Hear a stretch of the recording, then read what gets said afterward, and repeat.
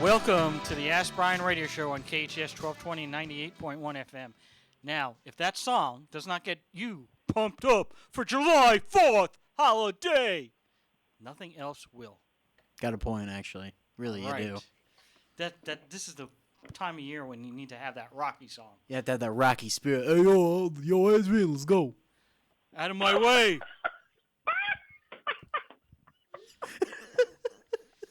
Okay. Oh, man. For those who have not... That was fabulous. all these letters that don't begin with an E. True. It's close, though. F is, like, right after E. Yeah. One is excellent and one is failing. True. All right. And excellence is one of the ones. So now excellence is out. And since you're an engineer, that's out. So. And we don't empathize, so that's out. It's 3. You got a lot left. Anyway, for those who have not listened to the show, Ask Brien, we're weekly, and we have an episode each week where we interview either a startup company, a CEO, or somebody who can teach you something about business. This week we have a very special guest as well. We'll be introducing him shortly. Before we do that, though, people have always asked, and we begin the show each week for those viewers who have never listened, why Ask Brien is spelled with an E. Most people spell Brien B-R-I-A-N or B-R-Y-A-N. Why in the world did you spell it B-R-I-E-N? I always tell them, well, because the engineer is Irish, and because he's Irish and he's O'Brien, that's the way we go O'Brien. So Mr. O'Brien Patrick from Ireland, what are the real reasons why we use E? Well, there's a couple of words that we have that are kind of like a theme for Ask Brien. In fact, you actually kind of threw a couple of them out there, which was engineer, because, you need the engineer as part of the show. It's me. Heyo. Anyways, outside of that, that's a point of view and an opinion. That starts with an O, by the way. The closer we go to AI. Which starts with an A and an I, not an E, by the way. So. And that's 2 vowels. True. This is also facts, by the way. Outside of that, you did take away empathy and excellence because... Well, because we gave up. We're not going to empathize anymore. Yeah, I guess not. And that's not very... That's not very excellent of you. Well, we already did excellence. I know. I'm just being coy. Anyways, outside of... Coy is with a C, not an E. I know. Outside of that, the other ones we have are... we also have effort because we give 110% effort in everything we do on the Ask Brien show. Another one we have is experts because everybody that happens to appear on the Ask Brien show happens to be an expert in whatever their field may be. What are you an expert in? Engineering. Come on, every time. Oh, that wasn't a joke? I thought he was making a joke, Tracy. Every time, Tracy, he opens that door. I thought he was making a joke. Strong. I know. Strong. I don't even know what to say. Strong. Everybody knows that the engineer is required to put that Ask Brien sign up there, and he did not do that today because he had the edge. Which also begins with an E. Which does begin with an E. I was going to. And I told him I was going to make a remark about it, and I did. Oh, Lord. Very honorable. He's already in vacay mode. He's already in holiday vacay mode. What are you going to do? What are you going to do? Oh, my Lord. And then the last two that we have happen to be kind of sound very similar to each other, but one of them is excitement. They don't sound similar. They just have the same... They're synonymous with meaning. They are. Close, they are. Okay. But one's excitement and... enthusiasm! Woo, woo, woo! There you go. That works. That was a pretty bad woo, woo, woo. I got to work on that. Next episode, we'll have a bigger woo, woo. A bigger woo, woo. More polished, right? Exactly. And so we have our co-host, and her name is Tracy. Tracy, you there? Tracy Elizabeth with an E, DeForge. It counts. So, your name is Tef, T-E-F? No, Ted. Am I going to have to do something on my gender box for that? I don't know. I'm working with Ted now. Ted and Tracy. Is it Ted or Tracy? Yeah, so legally it's Tracy Elizabeth Long DeForge, but who's really counting? Really, is this counting as a TED talk or no? Everything I do is a TED talk. I'm just that wise. I bet the guest didn't realize he was on Saturday Night Live. No, he's probably already left the building. I would. Yeah. So we have our guest. His name is Dean and Dot, and we're going to add on the .com. So, Dean, are you there? Yes, I am. Thank you. So, first of all, you have a pretty exciting background. So that's really good, and people do not know. So, what is your background? I've been a banker most of my life, but I had a stint as a chief financial officer for a large conglomerate, and I did some consulting work in the tech world about 20 years ago. But primarily right now, today, I've been a commercial banker for going on 10 years now. So pretty 20 much- years ago, when you were in the tech world, you were working on what, the iPod? Even before that, actually, I ended up in the tech world because I was an investment banker during the dot-com boom, and I got hired away by a large consulting firm, Deloitte, to go, work on developing tech companies, and then I ended up, joining one of the multiple different companies in the industry. This was, when Amazon was only selling books, and the Yahoo was a big deal, and AOL was how everybody connected to the internet. So I spent about 5 years in that industry. Yeah, I remember. All that I remember with AOL was they also charged you by the minute. Nowadays, they don't. Yeah, well, it was a very different world back then. Of course, you didn't get connected as quickly either. I mean, Yeah, in the old not days, you even had like, close. "Mom, why did you plug out the phone? I'm on the phone. What? That's Excuse right. me. You couldn't even have a call. Nowadays, people are walking around the internet like they're in a zombie. It's like if you walk down the street, there's like 50 people walking up and down the street, and they're all watching their phone. It's quite a different world. Very different. The engineer is admitting it, and he didn't even say without any further ado. That's you're the one that says adieu first. How do you spell ado? ADIEU. And why do I like that word? Because every single letter except the D is a vowel. And this is Adult Sesame Street. Also true. Okay. And the Cookie Monster will be on next week. So I'm glad we clarified that Adult Sesame Street just so everyone is clear, because well, the podcast world definitely needs to know that we're going to be the next Adult Sesame Street. So let me ask a couple of questions. I mean, how does one get into Deloitte in the beginning? I mean, I actually had an undergraduate degree in accounting, and Deloitte was a big firm. There was Arthur Anderson when I was going to school, and who's now out of business. And I think they had Yep. Arthur Young, who merged with Ernst and Whitney. So I mean, it's been quite a few things here. But I had an accounting background. Was your background in accounting, finance, or you just had a general background and got into the finance world? I got recruited initially as an investment banker. One of the companies we were working on to take public. I got hired away to go be part of of that company, and that company was pretty much staffed or founded by a number of Deloitte executives. So what happened was when that company went public, we left, and pretty much the CEO took all his crew with him and went back to Deloitte to do consulting in a different area. So that's kind of how I ended up there. Now, when you say doing consulting, I mean, I always think of consulting on a one-on-one with some business owner that has a furniture store that wants to develop an internet presence, whatever. I imagine your consulting is a much higher level, especially with a big firm like Deloitte. So what are the types of things that a consultant for Deloitte would work on? And during my tenure there, I was a business systems analyst. So we worked on the project when Hewlett Packard and Compaq Computers merged. So that was our project. Our project was to go in there and make the whole process work. Synchronize to different parts of the company. It was a huge project. I think there was something like 1,100 consultants in the HP campus during the time. That's a lot of That's more than many companies have. Yeah, I mean there was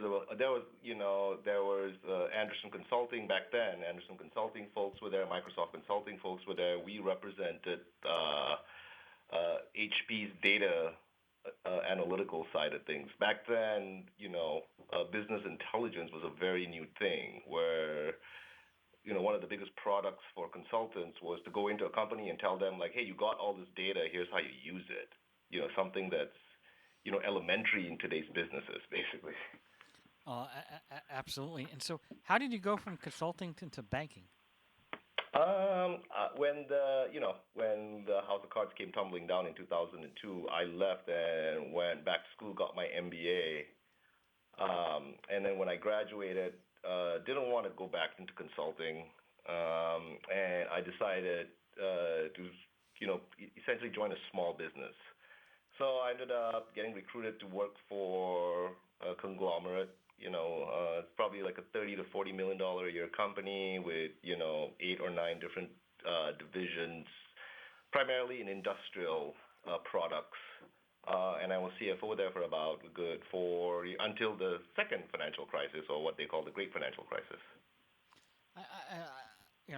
There's a lot of crises you've been involved in. Yeah, two of them. Well, actually 3 now after last year. And but the banking world is completely different. I mean, it's one thing to work as a consultant. You're telling, okay, we've analyzed the data and this is what we think. Working for a company as a CFO, okay, you're on one end, hey, we need to raise money. We need to have enough funds so we can do all the projects we want to do, meet our budget, potentially go public. If you're not a public company, potentially companies may get a bond or may have to go out to a secondary offering to raise funds, etc. It's different being on the CFO side versus the banking side, which is okay. All right, you want to borrow $20 million? Let me think about it. It's kind of like the buyer and the seller, right? You got a completely different side of things. So what a lot of people on our show have had to get either the PP loans or have actually had to go out and borrow money to keep their business afloat during those crises that you were through, and even to expand and grow their business. So what we'd like to do on today's show is go through some more analysis on from that perspective, because you have a different perspective than most of our listeners. So without any further ado, we're going to ask some questions. So the first question we have is, if I wanted to go out and borrow money, okay, what's the most important thing to do? Is it to clean up my financial statements so the balance sheet and income statement look good? Is it to review my tax returns? Is it, what are the things as a banker, not as a CFO, that the banker is going to look for to decide whether or not to loan $500,000 to the widget company? No, good question. That's exactly what I do. Not exactly, but part of what I do here is actually being on the banker side of that. And I think that in my experience, the key thing when a potential customer comes and asks to borrow is, do they know exactly what they want to use the money for and how that money will actually add value to their business, even if it's a startup. What I run into a lot is people feel that they need, say, like you say, they need $1 million, they need $500,000. But when you question, the level of thought or analysis they put into how they're going to spend that money, that's where I usually see people trip up. They make a lot of assumptions. They don't really do their due diligence enough. So I think the key thing I look for is someone who, wants to borrow, knows exactly where every single penny of the borrowed funds will go, and can demonstrate that how that use of those funds will add value and, to the business, aka increase profitability, so on and so forth. But there are always going to be assumptions, right? So, for instance, if I'm company X and I say, oh, you know what, I've been a distributor for all these years, and I've been using outsourcing the production to plant A, and I'm going to build my own plant and then go out and with my own plant, I'll be able to, triple my profits because, but what people don't realize is that, when they're going out to another plant, I'm using excess capacity of another plant. They don't have to have all the investment that they need to build the plant. And if the business has a slow period, unless they're going to outsource it and use it for other companies, they're going to have trouble. So, there's a lot of assumptions made when people go out and borrow that money, and Right. and it's all forecasting. Who knows? Nobody knows about the forecasting, including the stock market today, right? People investing in the stock market, price earnings ratio was big when I was a kid. Now, PE ratio, go to a company like an Amazon or some of these companies that don't even have profits that are, selling for billions and billions of dollar valuations. Tesla is a good example of doesn't make any sense, right? I used to think the same thing of Amazon 15 years ago. Yeah. Well, going back to your question, I mean, see, from what I noticed, if you're looking at, a potential borrower that's an established company, for example, like a manufacturer like you, going back to the example you're using, most of the time you can see a delineation between, established companies versus, small business operators. The established companies do their due diligence really well because they've had the track record, they have the staff, they have the financial people, and they know how to do analysis, they know how to project. But going back to a small business request, which is, probably 90% of our market, you don't really see that. A lot of assumptions are made based on what someone told someone or what someone thinks or their family members tell them, and that's where the challenges are to borrow the money. What's it? So I've been told in the real estate industry you need a certain ratio for income, percentage, same thing, total debt. What are the types of numbers that you look at that are typical standard numbers for the small business owner? For the small business owner, I think the key thing is, how we, one of the key obstacles that they have to pass through is, we take the amount of money that we loan them, and then we spread that out over a term, say 3 years or 5 years. And a business owner needs to understand that, for every dollar they borrow, that they have to pay it back within a 3 to 5 year period, that their business can generate enough cash flow to make those payments in that period. That's where a lot of the smaller operators, the smaller business owners, don't really do that projection very well. It's usually saying, hey, if I get $500,000, I can buy this much more product, I can sell it for this much more, but it doesn't go out 3 years. They don't really think much, about how they scale, how they make it sustainable. So, I think the key thing from my experience, here dealing with smaller, business requests is, they need to think out further and, do a little bit, more detailed due diligence than just, hey, if I can buy, X more amount more widgets, I can sell it for this much more profit. That is difficult to underwrite for a banker. Well, you know that widgets are probably the most popular item sold in the world. Yes. Next question is, so typically when a small business person is coming to you, are you giving them a loan or a line of credit? It depends on the use. That's actually a really good question because a lot of business, small business requests that we get, people are just asking for a line. But how banks determine whether it's a line of credit versus whether it's a term loan really is the use of funds. So the typical line of credit qualifier is working capital, which basically means that the basics, is that you've sold X amount of products or provided X amount of service. It takes time for you to get paid, but you got to keep the lights on. You got payroll to make. That's a working capital situation. You're just floating the cash flow. So in those situations, a line makes sense because they just need to bridge, 30, 60, 90, 120 days before they get paid. So every time they get paid, they pay the line down and then wait till the next cycle and then draw against the line again for payroll or rent or whatnot. On the other spectrum is term loans. Term loans are usually when you borrow for something, an asset that can be collateralized usually. So you're buying a piece of equipment. Real estate obviously are all term loans. You're doing improvements or, you're expanding to a different location. You need to do, tenant improvements to the new location. Those are all term loans. Usually term loans are based on you purchasing something of a tangible that the bank will use as collateral. We're going to take a break. You're listening to KHTS 1220, 98.1 FM.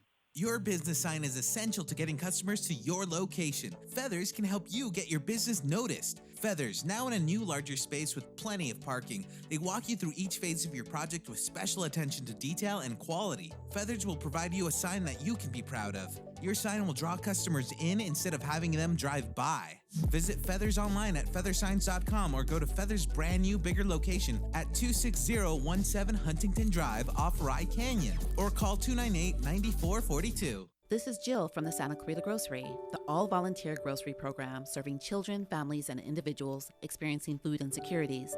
Since January 2020, Santa Clarita Grocery has distributed 83 tons of fresh groceries to our 4,655 families in the SCB community. Santa Clarita Grocery is a drive-up, drive-through service with physical distancing in place to continue serving our community. If you are in need or looking for a charity to do the most good for our community, please consider partnering with us by donating to Santa Clarita Grocery, one of the most efficient charities in the Santa Clarita Valley. A full 99 cents out of every dollar goes directly back to the community. Santa Clarita Grocery operates on a 1% overhead and is sustained through private donations. Santa Clarita Grocery is at 21176 Center Point Parkway in the Oasis Furniture parking lot. Please visit our website at santaclaritagrocery.org or our Facebook at Santa Clarita Grocery to make a difference in our awesome town community. 425-7575. Be our guest and experience the difference.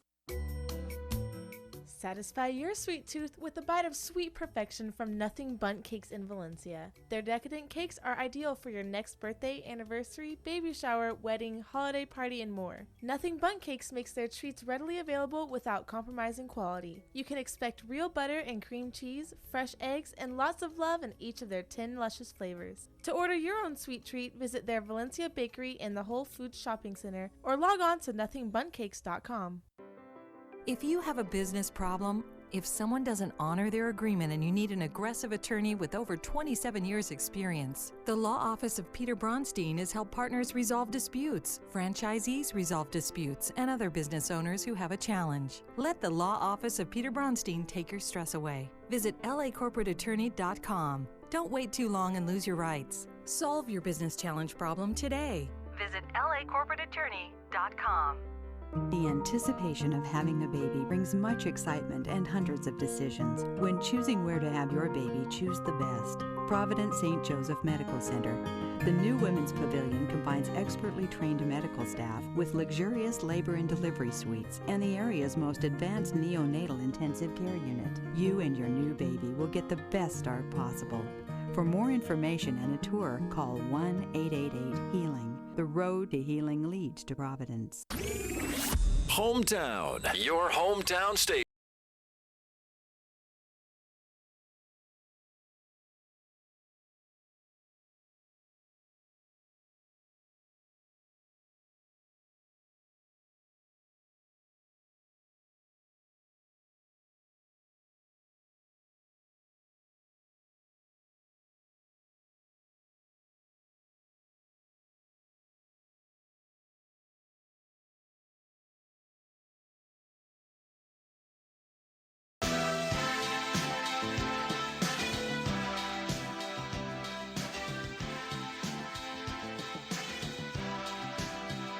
Top of Independence Hall, just like Rocky.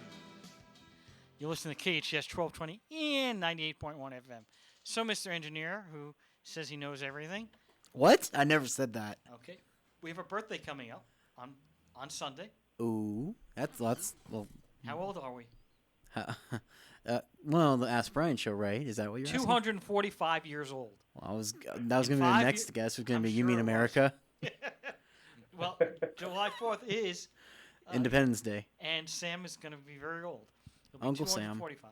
Yes, indeed. Is he your uncle?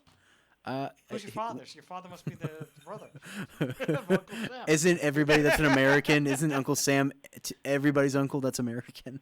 Isn't that what that is? Anyway, in 5 years, we'll have 250 years. Wow. Wow.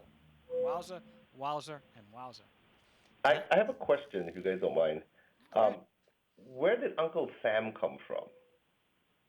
Wow, that's a good question. Take it away. Take it away.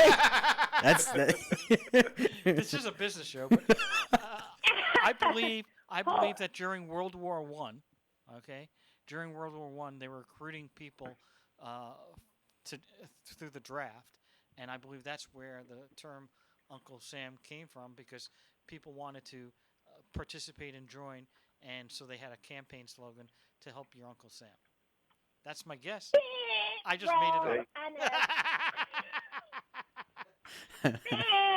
All right, go ahead, Tracy.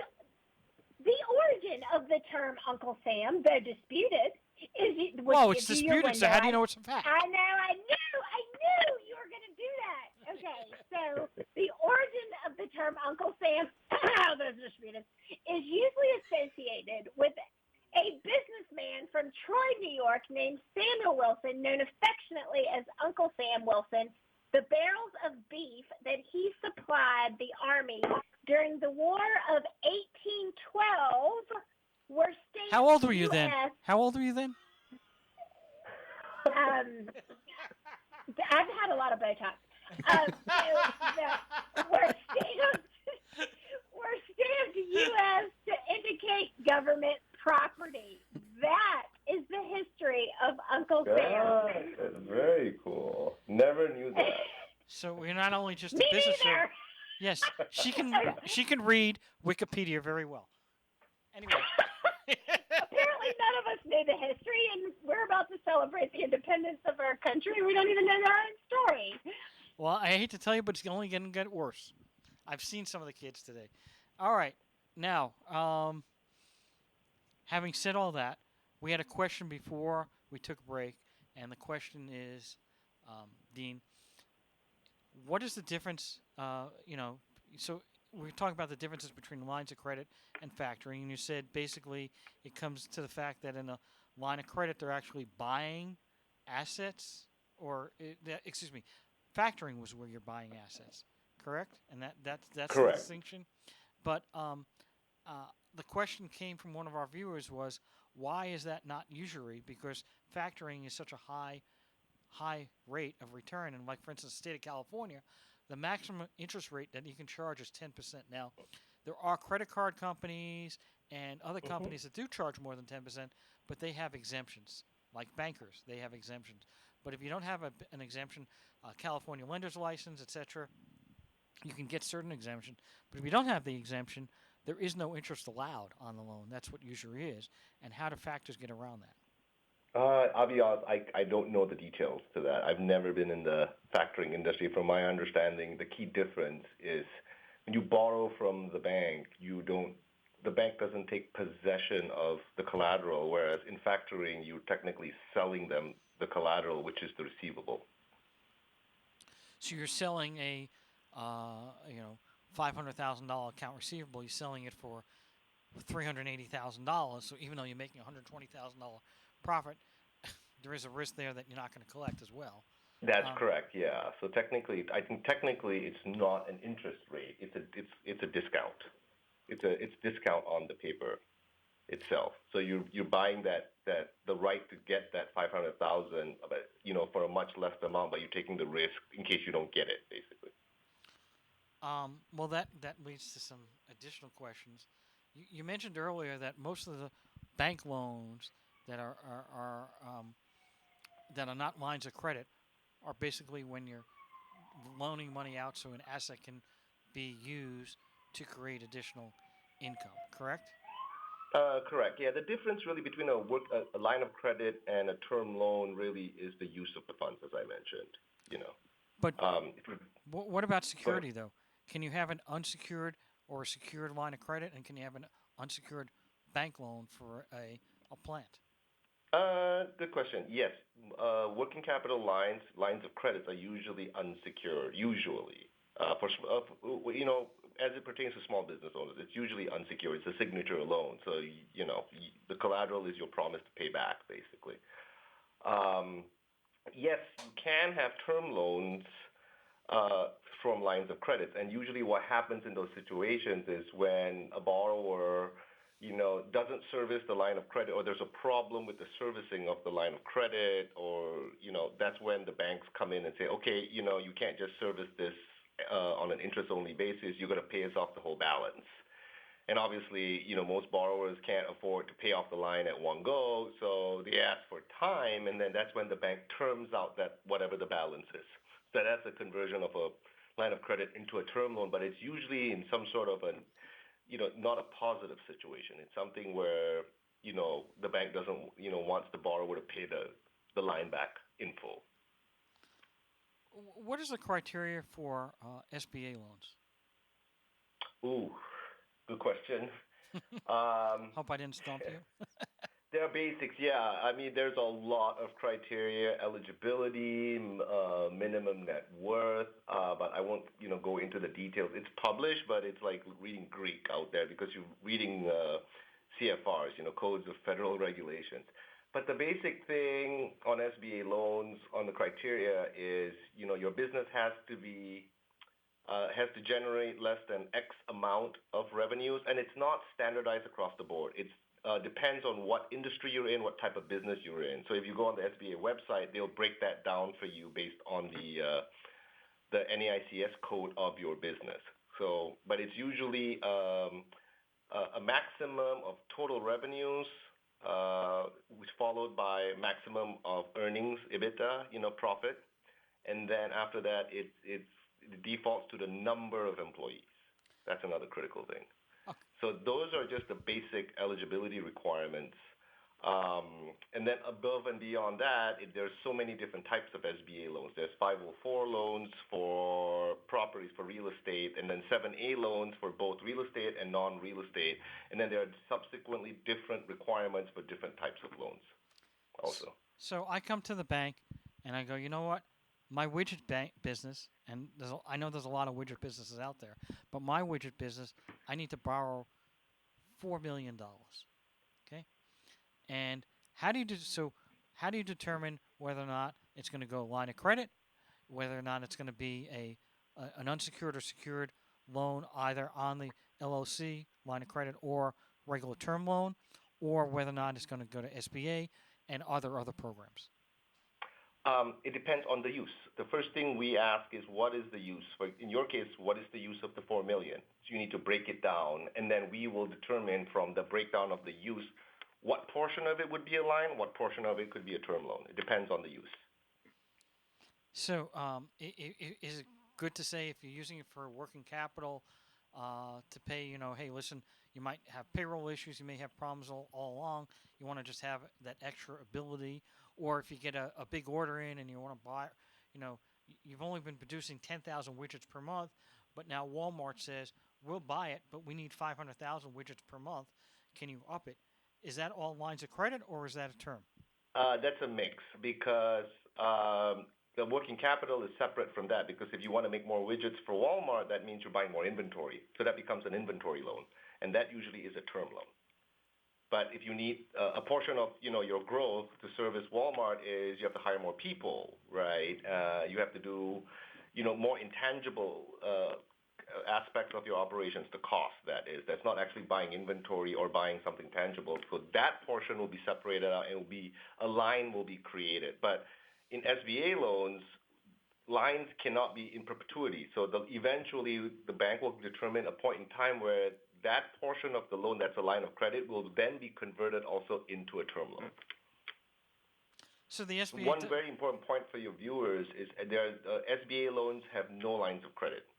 You can start off with a line of credit, but there will be a point in time where you need to convert that into a term loan. What's a typical time period before it has to be converted? It usually depends on the use, but on average, I'd say a year. Does the SBA give loans? I know this may not be your expertise, but does the SBA give loans to brand new companies that have no revenue? They absolutely do. That's actually a really good question, because the SBA guidelines to lenders, federally regulated lenders like us, is you cannot decline a loan based on projections. You have to allow it. And the one primary type of SBA loan that is set up for that is called an SBA 7A loan, which has a maximum of $5 million. And it's projection-based. But where it gets a little bit convoluted is when you apply for a loan, with a bank that's an SBA loan, the SBA technically only guarantees the loan and has higher level guidelines or criteria for their guarantees to stick. The money still comes out of the bank. It's just that we have a guarantee by the government. If the loan doesn't get repaid, goes into default, then the government pays us back. So that being said, not all SBA loans are equal among lenders. Different lenders, the bare minimum requirements they meet so that they can get the guarantee. But every lender above and beyond that has its appetite. I'll give an example. Like our bank, our appetite isn't for contractors. So when contractors come to us for an SBA loan, we don't do SBA loans for contractors. The reason for that, why, is, it's probably something in the history of the bank. We got hurt before in lending to contractors. And you go to other banks, they may not have a problem with that at all. So that's where it gets a little bit confusing to business owners out there. Not all SBA loans are created equal among different banks. So that's good. Now, when you say the SBA is guaranteeing the loan, what's the incentive for the bank to go through the due diligence? I mean, if I knew that I could loan out $100 million and I'm in the banking business and I'm going to be guaranteed because the government's going to pay me back, what's my incentive to be really difficult and make sure every I is dotted and T is crossed? Is it solely because the SBA won't pay on the guarantee unless absolutely. That's exactly the reason why. There are two types of SBA bank lenders out there. There's PLPs, what they call PLPs, that are preferred lenders, which have approval authority at the bank level. And then there are those that don't have that status. That means every loan that they do has to be sent, in California, has to be sent to Sacramento. That's where the SBA headquarters for this state is, and the SBA has to approve that before the lender can, close the loan, so to speak. Whereas if banks like mine are PLPs, we have delegated authority. So we just write up the loan, we underwrite it, we close it, we disperse the monies, and then we send the file to the SBA. They don't even audit it, and they do audit it as on an annual review kind of basis, but not all loans get audited.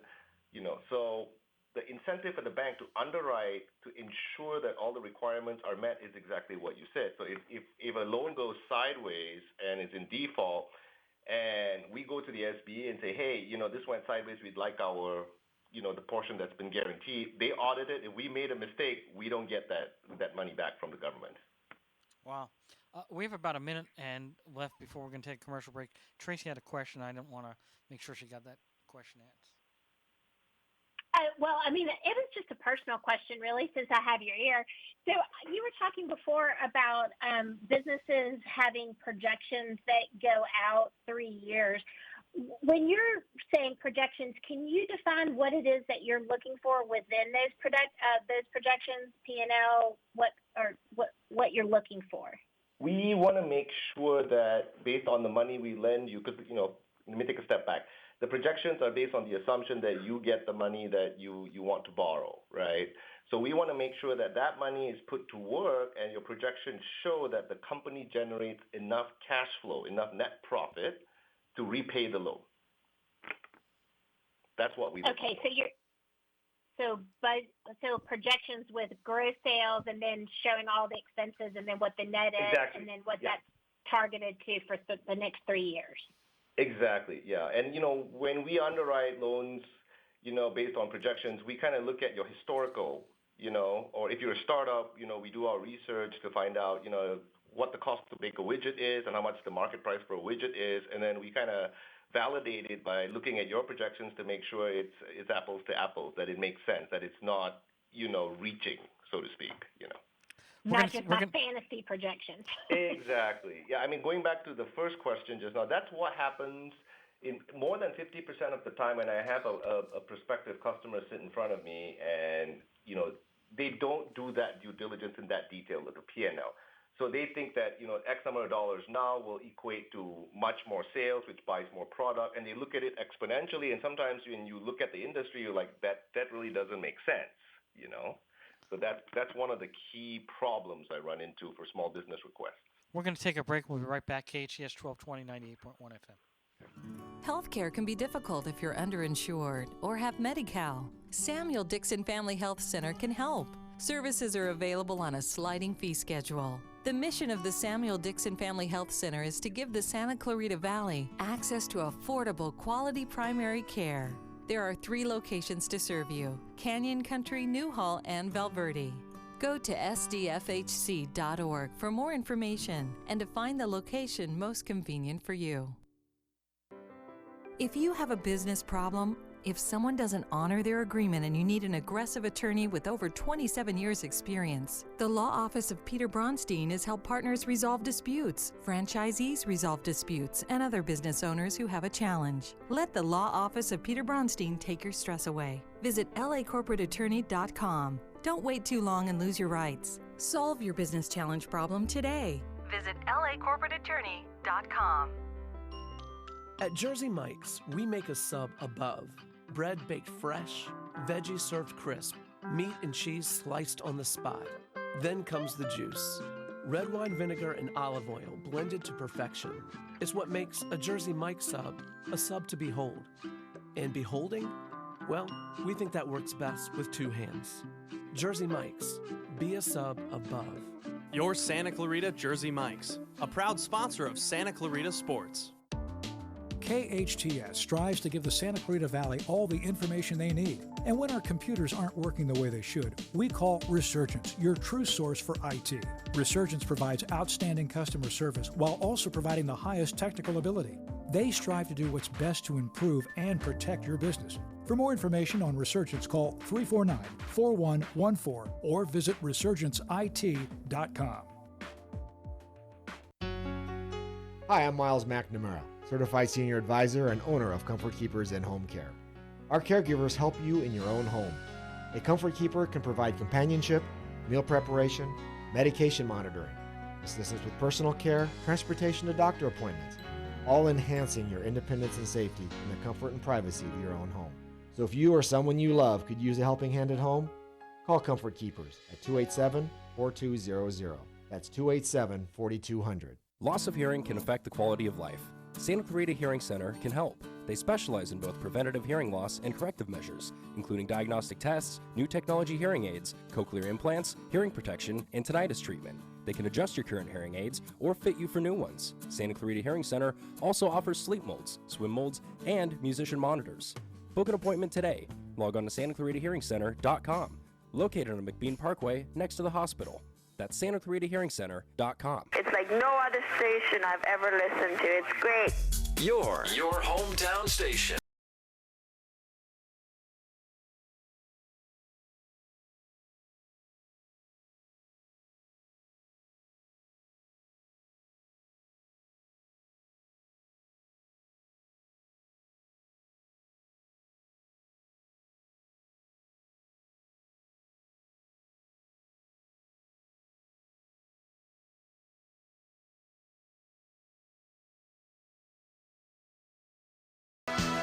Welcome, welcome, welcome. You'll listen to KHTS 1220 and 98.1 FM on the hometown station.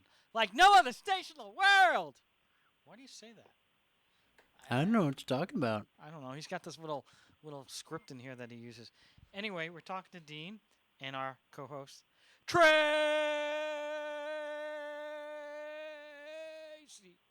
Tracy, you there? Yeah, I'm here. I'm half deaf, but... Was that before or after I started? After. Well, There's no room for interpretation or dispute. Dispute. Okay, so we were talking before about the projections and the business owners coming to you and being prepared. I have a question that I just, we're coming up on celebrating our American history, and part of the American spirit is built on entrepreneurship, which is focused on lowering your taxable income. But then it becomes very difficult as an entrepreneur to be able to secure a loan if you're lowering your taxable income. So do you have any tips for business owners to, like, if you're wanting to get a mortgage, it really feels like that if you're an employee that gets a W-2, it's like a easy peasy, but if you have to if your financials are your financials for your business, then it becomes a lot more complicated to get a loan. Can you speak to that? Yeah, actually, For commercial banks or commercial bankers like myself, we look at tax returns and we adjust a lot out of the tax returns and we look at financial statements. There's always a difference. We are bankers are completely underwriters, the technical people in the bank that do the number crunching.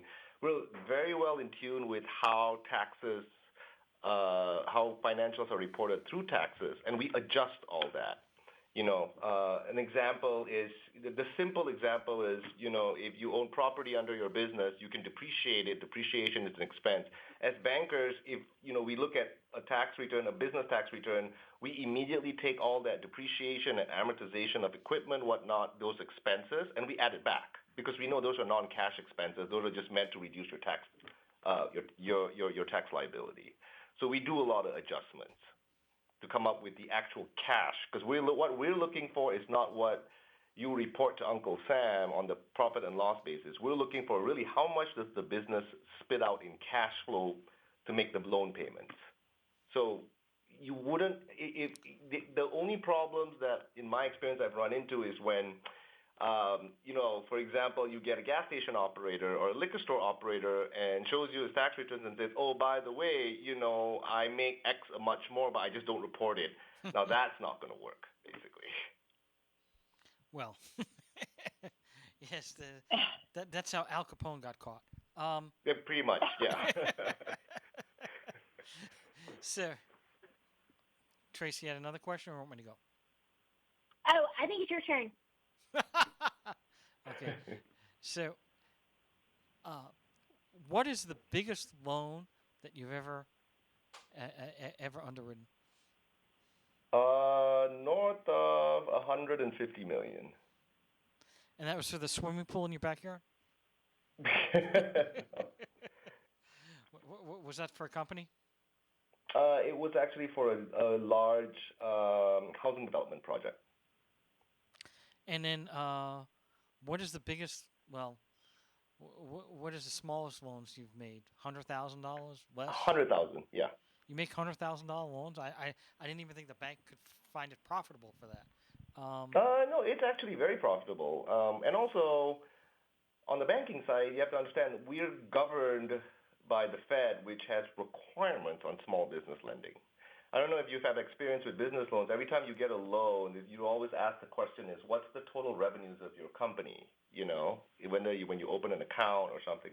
It's because the government, any company that earns less than $1 million, has preferential treatment by the government towards the banks that we need to do more of that business. We get gauged on the number of smaller loans that we do, small business loans that we do. How do you guys get rated? That's a very good question. I mean, that's a convoluted process by the Fed and their auditors, basically. It's usually capital. There's 3 different tiers. I don't want to get into the details, but it's quite complicated. Well, especially with 30 seconds left. Yeah, it's basically the Fed gives us a formula for 3 different capital tiers, and we get ranked, or the strength of the bank is based on how much capital, how good our capital is in each of those 3 tiers. Well, unfortunately, we're at our end. We'll have you back another time. KHTS 1220, 98.1 FM. Thank you very much. Thank you.